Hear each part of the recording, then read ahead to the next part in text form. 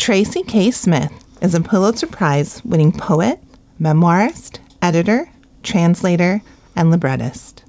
She served as the 22nd Poet Laureate of the United States from 2017 to 2019, during which time she spearheaded American Conversations, celebrating poetry in rural communities with the Library of Congress, created the American public media podcast The Slowdown, and edited the anthology American Journal 50 Poems for Our Time. She is a Chancellor of the Academy of American Poets and an elected member of the American Academy of Arts and Letters, the American Academy of Arts and Sciences, and the American Philosophical Society. She is the Boylston Professor of Oratory and Rhetoric at Harvard University and a Susan S. and Kenneth L. Wallach Professor at Harvard Radcliffe Institute. Welcome to the first 50 pages, Tracy. Thank you so much. You have a new book coming out in November called Fear Less: Poetry in Perilous Times.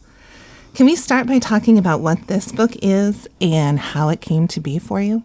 Oh, absolutely. It's a book that explores the joys of reading poetry and in many ways seeks to help dissuade people of a common fear of the art form that many people have. They've picked it up maybe from taking tests in school about poems or being asked questions that make poems seem like riddles or like puzzles that are trying to get the best of the reader.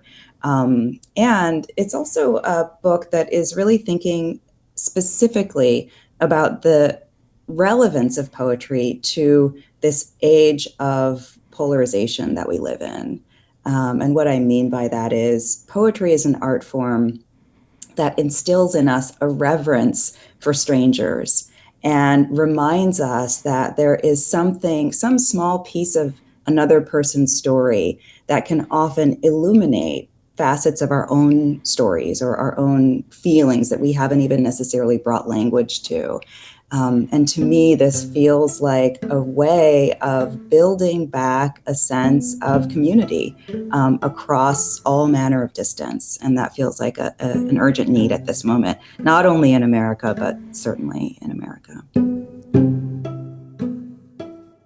In the very beginning of this book, you say that throughout your reading life, poems have greeted you with what feels like urgent compassion. Can you talk a little bit about what that urgent compassion means to you? Sometimes I think about the experience of reading a poem like reading a letter. Like someone has poured their heart out to you and given you just the unfiltered version of what's real for them, even if it's somebody that you've never met before.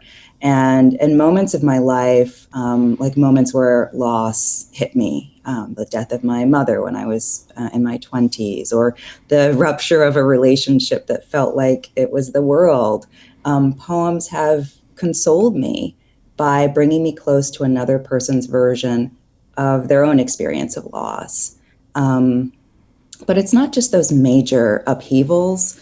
Poetry has helped me realize that even though in real time and day-to-day life, it's sometimes hard to come up with the best questions or to bring the best language to what you're thinking or what you're needing, poetry is a way of slowing down and moving toward those really complex sites of feeling, and asking the right questions and paying a different kind of attention.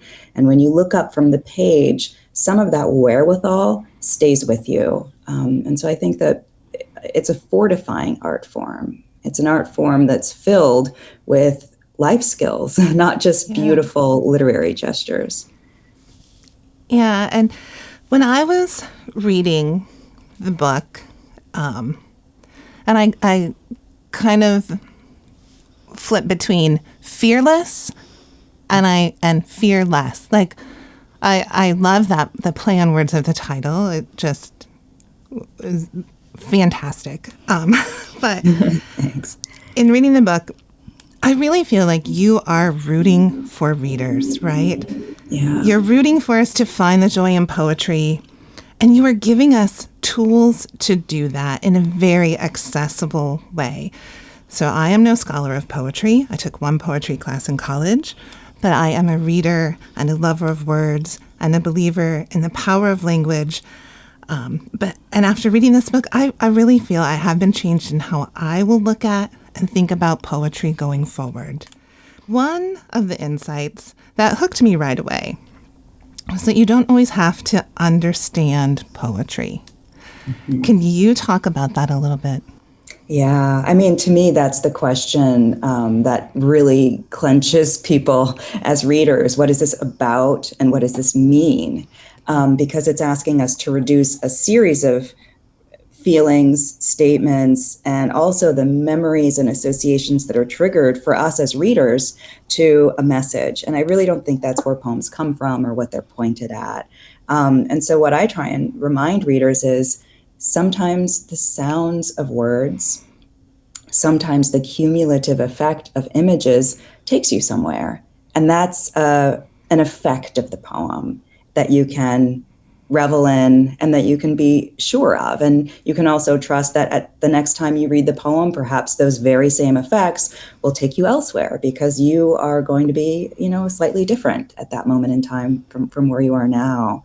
And so to open up this sense of freedom of approach, a sense of maybe even like a vaster scale upon which we can imagine poems to operate, not just the cognitive or logic-based parts of our brain that we use a lot, but I don't even think it's the biggest part of our mind. Mm-hmm. And poems allow us to move toward, sites of feeling, sites of association, what I think of as an inner knowing that often defies terms of logic and even transcends what would be logical for us based on the extent of our lived experience.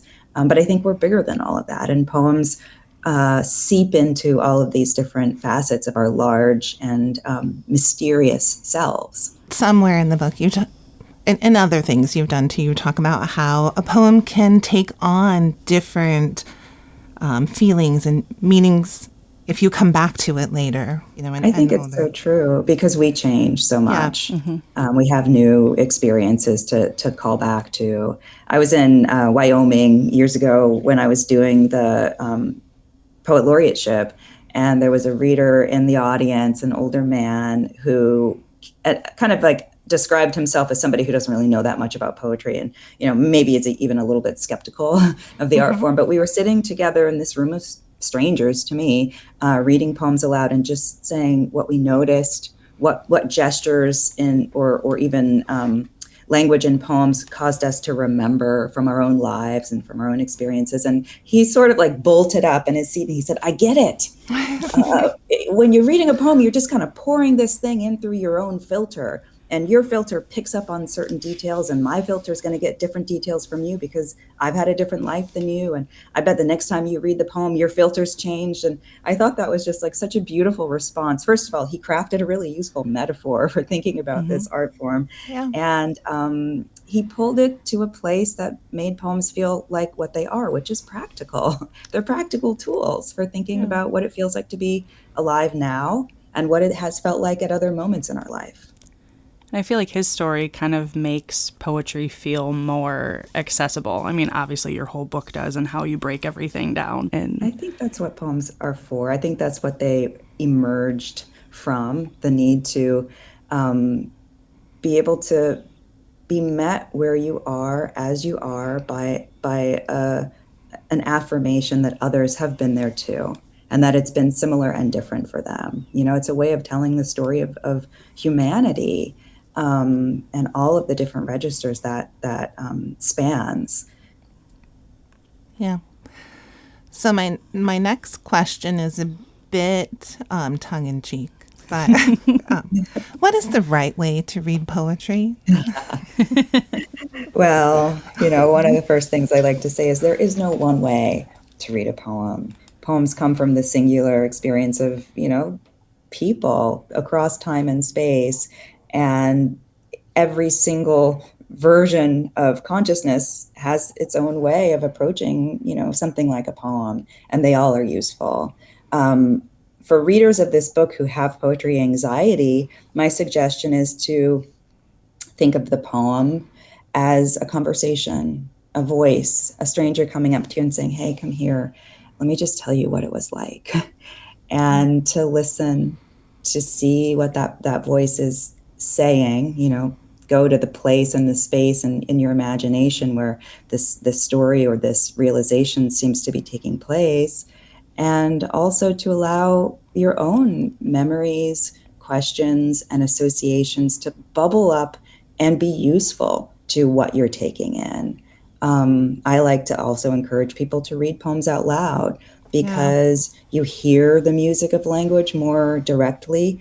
There's also something really interesting about the pronouns that poems ask you to say. So if the speaker of a poem is telling you their story, they're going to say I or we. And to voice that yourself, I believe it puts you that much more firmly in the context and the headspace that the poem emerges from. And sometimes that's assuring, reassuring, and sometimes it's unsettling in a useful way.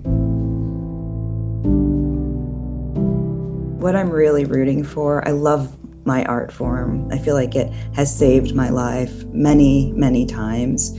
But I'm not just rooting for poetry, I'm rooting for us. Yeah. I'm rooting for people in the 21st century where a lot of walls have come up between us and others, us and our environment, and us and ourselves.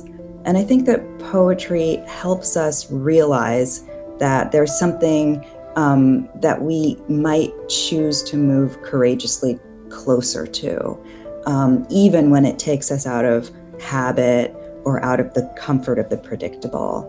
And I really do believe that that's not just about becoming good readers or, imaginers, but also humans and citizens.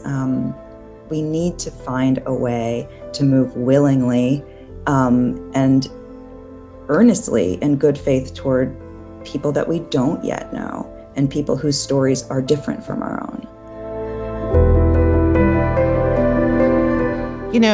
I just been this morning as I was, waiting to come in today, I was like, oh, I have a few minutes. I'm going to listen to, you did a talk for the Harvard Divinity School, and you were reading poetry by Eli, and the one that you read, Between Strangers, I rewound and listened to that one over and over again because it just really hit me, in this moment that we're in.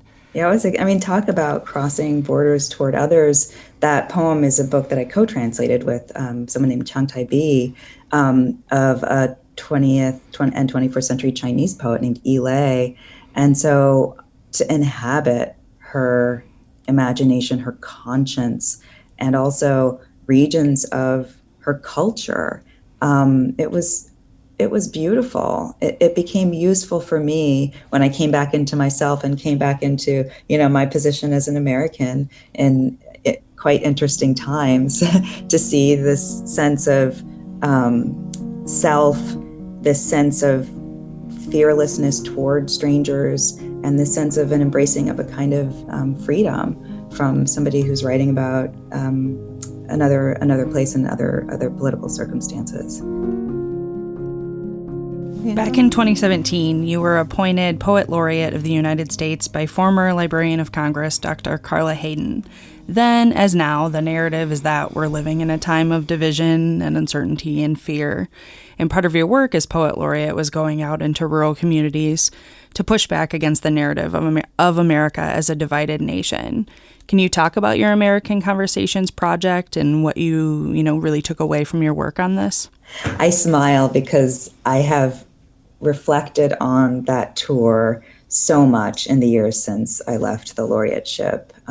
Initially during the pandemic, when none of us were doing much traveling or much engaging. But American Conversations was a project that brought poetry programming via me and an anthology called American Journal that I would share courtesy of the Library of Congress with everybody in the audience at these events. And we would just, even if we were in a library, even if we were in a community center or a large theater, we would do the same thing, which was to read poems aloud a few times and then to have a conversation about what people noticed, remembered, wondered, and felt in response to the poems. And the project took place in rural communities for two reasons. One, as a poet, I'm often traveling to cities for literary festivals or to university towns. But there's a whole other segment of America that I was eager to visit and to bring literary programming where it doesn't always happen. I didn't grow up in a rural community, but I grew up in the kind of town where we didn't get big readings. I never met a living writer until I left home for college. But the other reason is grounded in that sense of polarization. So I started as Poet Laureate in 2017. And in my memory, that was the beginning of a new vocabulary that we took on as Americans. And it was a vocabulary of adrenalized debate, dismissal, belittlement, and a vocabulary of let me clap back at this person who holds a different perspective, and let me double down on what I know from my gut. And I think we see that we're far deeper into that perspective. But I kept thinking, that's how we're encouraged to behave in a lot of contexts, when we're debating our political opinions, or even when we're shopping online and we want to rate or rank the products. Mm-hmm. But poetry really encourages us to be gentle toward another voice and perspective, and to seek to trust it as far as we can, and to open ourselves up to a kind of vulnerability and a kind of wonder. And I kept thinking, if only we could talk about our lives outside of the framework of debate and aided by what poetry encourages us to remember. And so when I got the call from Dr. Hayden, I said, this is exactly what I want to do. I want to test out my theory that we can feed each other and learn to love aspects of each other if we just adopt this other mode of discourse.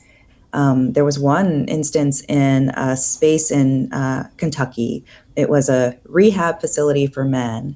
And it was a kind of rehab facility where you're mandated by the court to be a resident there. It wasn't about choice. And we walked into the space, and there was somebody, one of the Library of Congress staff members said, I recognize a tattoo on that particular person that gives me pause. Mm-hmm. It seems to align with kind of white nationalist stance. Are you comfortable being in this space as a Black woman? Yeah. And I said, we're here to do this thing. Let's just go in and do it in good faith. Let's see what happens.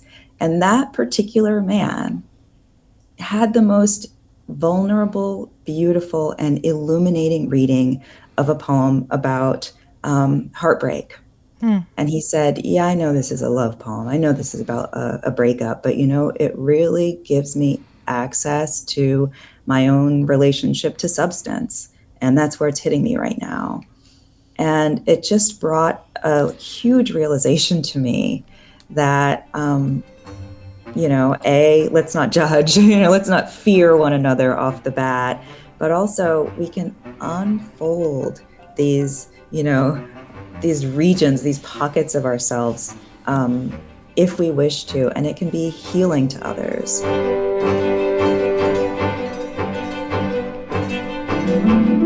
I feel like there is, this longing that we don't really talk about, but for connection. And this project, what an incredible thing to be able to do. But I think still we're in a space in time where we all long for connection with other people. And how incredible that poetry can be that tool, to provide us connections. Yeah. One of the other things that you talk about too, so not only the sense of community and connection, but the poets teach us to ask questions, to struggle. And I try to pay attention, kind of to this sort of idea that poetry will challenge us, that it's sometimes discomforting, startling. These are words that you use throughout the book. Can you talk about that a little bit? Yeah. There's so much that has been rewarded in each of our lives for seeming mastery and certainty. And in some ways, it's like a habit that we have to spout what we know, to fudge and make it seem like we know what we don't know. And I think it's exhausting. I also think that it prevents us from growing in a lot of ways. And to be willing to say, I didn't quite get that. Or, that's interesting, I don't know that, tell me more. Yeah. Is such, it feels like a much healthier and promising stance. And you're right, I think poems bring you there, because even when they're ostensibly about an experience that you've had, there's inevitably some facet of this other person's take on it that pulls you out of what you remember and towards something that you might be able to affirm, say, oh, right, I didn't realize it was like that, but that's a great way of putting it. Or leading you down a path that's startling. And that's useful for the fact of reminding you of how wide the range of experience actually is. I like, and I think this is maybe a weird thing to say, I like feeling small. I didn't always. Like, I came to poetry when I was in my late teens. I was far from home, and I did feel small on this college campus, feeling like, oh, I don't know as much as everybody else. I don't feel as cool as everybody else. I'm sort of confused. And then poems open up all of these spaces that you fill, even with someone else's wisdom, and that teach you how to build your own wisdom. But I don't think that makes you feel big in the world. I think it gives you a sense of awe and a desire to move more and more willingly toward the largeness that we haven't mastered, but that we know is rich and near. And I just think that is a human stance that we've raced away from in our anxiety to excel, to achieve, and to climb up all the many different types of social ladders that we submit to in this moment in human culture.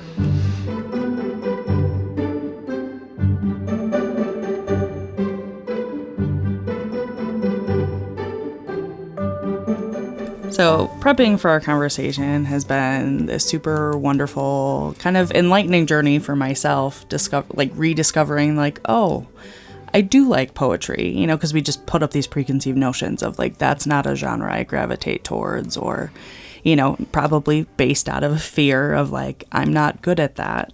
But really and truly in this book, you've given readers a gift to feel like we can truly embrace the art form of poetry without worrying that we're doing it wrong. Because as a self-proclaimed recovering perfectionist, that can be a hard thing to do. But what a joy to take time to listen to poetry being read aloud and to seek out poetry and to ask more questions. And one of the things that I discovered while prepping for our conversation here is the podcast that you started with American Public Media in partnership with the Poetry Foundation, The Slowdown. Could you tell us a little bit more about The Slowdown? Oh, yeah. That was in many ways an extension of American Conversations. I felt so fortunate to be able to be traveling to all of these different spaces and communities and meeting such wonderful people and talking about poetry. And I just wanted to be able to invite others to imagine doing a similar thing. And so the podcast sort of emerged from that wish. Of course, it's different, though. It's one voice, 5 minutes. And so I said, well, every day I'll share a poem by a different poet but I will preface it with a reflection or a story or something that opens up a space within the reader's heart, or the listener's heart, for the poem to land. Maybe bringing us towards some of the context that the poem is going to address, or maybe just reflecting on something that seems analogous. And it was a real gift to be able to do that, discover the work of far more poets than I had initially been aware of. And then when I let go of that project as something I was doing every day, Ada Limon, who became the 24th Poet Laureate of the United States, became the host. And then Major Jackson became the host, and now Maggie Smith is the host. So there's like a beautiful lineage of poets with really different voices and perspectives, but that are kind of what I think of as carrying this gift forward. And I feel like that is something, I don't know if it's unique to poetry, but something that's really beautiful about poetry is the community of poets, the connection of poets really across time, across culture, the connection of thoughts and the expansion of that. I think that's a really beautiful aspect of poetry that I didn't really think about until reading your book. Yeah, we learn. I mean, most writers learn from other poets or other writers. Yeah. And so those are close bonds that defy, culture, language, time period, even the border between life and death. And it's I don't really know what to say. It's like the lineage of language, the lineage of an art form that asks us to look inward and to claim the use and the power of every single thing, large or small. And when I first started reading poetry, I used to like to say, well, okay, I'm reading this poet. Who should I read next? Well, let's see. Who has this poet read? Who do they reference in their work? Who have they learned from? And then moving sort of backward through the literary continuum, temperament by temperament. That was a really wonderful way of expanding my knowledge of the art form.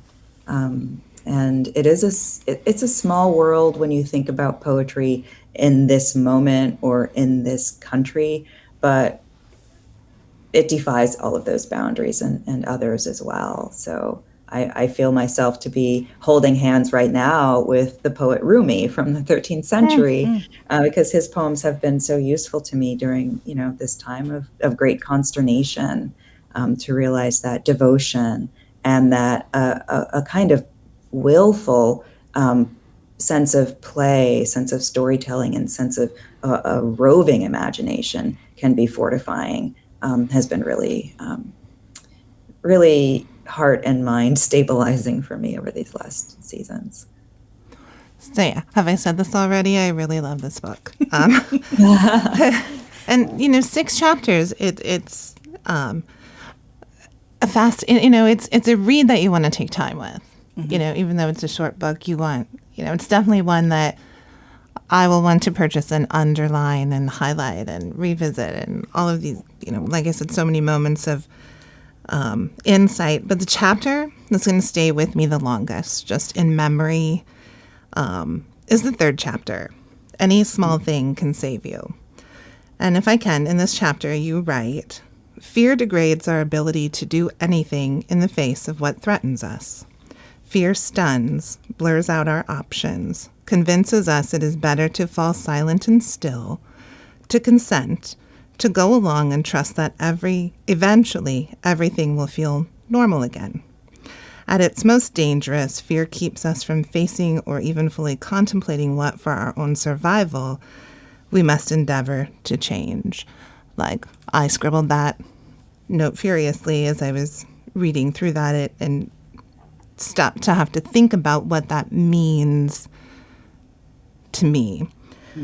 And it's kind of scary and daunting, but you do give us hope in the answer of poetry through that. And so that's just my take. But for you, what do you hope that readers are going to take with them in reading fearless poetry in perilous times?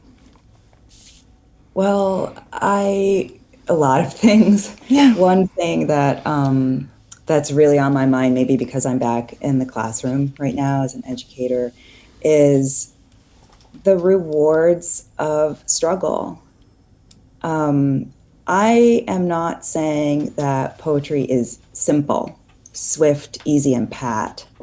But I'm saying that if you allow yourself to respond in all the different ways that arise and to process them, some of which are going to be exciting and joyful, and some of which will be challenging, not because necessarily the language of the poem or the references of the poem that you're reading are hard, but because they activate your awareness of that which is hard in your life or in the world. And I feel like being more and more willing to confront the difficult and to approach it as something that we're equipped to move toward and to move through is a huge wish that I have right now, because there's so much that's being produced, by the minute to make everything easier for us, Yeah. and to take away a lot of the beautiful powers that we have. And one is the power of discernment. One is the power of, like courage to say, you know what, I don't always see eye to eye with that person, but I'm not afraid to move toward them in trust. These are capacities that we could quickly lose if we get lulled by the conveniences that are flooding us day and night. And so, yes, I love the literary tools of metaphor. I love rhyme. I love, alliteration. I love the ways that poets play with form. But again, what they're building in us are durable life skills and things that can make our lives richer and fuller, are always what I'm hoping we can choose to turn toward. Yeah. Perfect. That's wonderful. Thank you so much, Tracy, for the incredible and inspiring conversation today. We know that readers are going to find so much to appreciate in Fearless Poetry in Perilous Times, which publishes November 18th. But of course, while you're waiting for this amazing book, you should definitely seek out poetry. You can find brilliant classic and contemporary poets in the 800s at your local library, or subscribe to the Slowdown podcast. Thank you, Tracy. Thank you. Thank you. Loved our conversation.